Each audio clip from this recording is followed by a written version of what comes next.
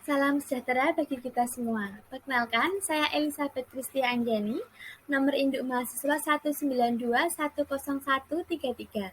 Perkenankan, pada kesempatan kali ini saya akan menjelaskan materi mengenai penentu efisiensi dalam manajemen UKM.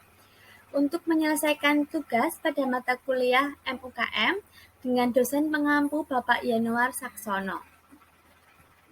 Bahasan yang pertama yang akan saya jelaskan di sini mengenai peran UKM dalam pembangunan ekonomi nasional.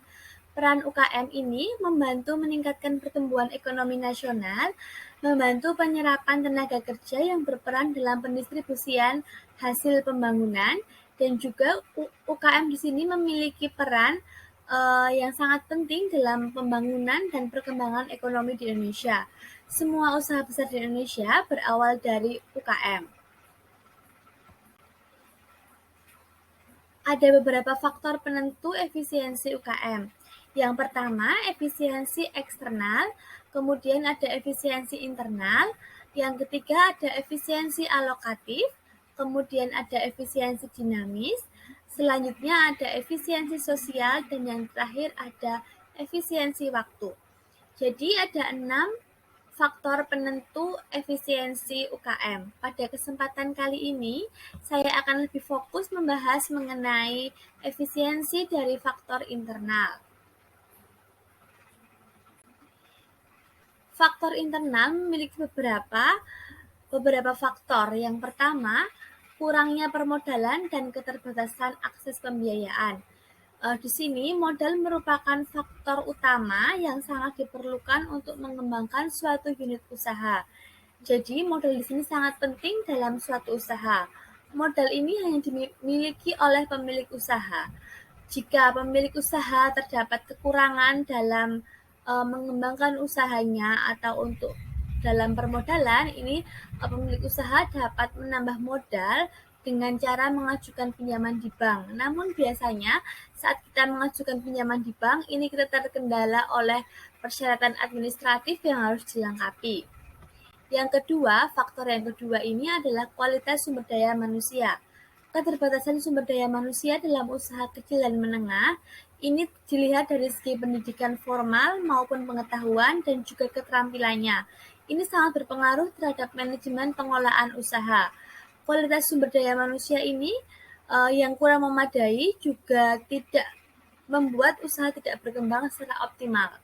Kemudian kualitas sumber daya manusia yang kurang berkualitas ini membuat usaha tidak dapat mengikuti perkembangan teknologi dalam usaha sehingga tidak dapat meningkatkan daya saing produk yang akan dihasilkan. Jadi usaha akan tertinggal jika kualitas SDM-nya tidak berkualitas.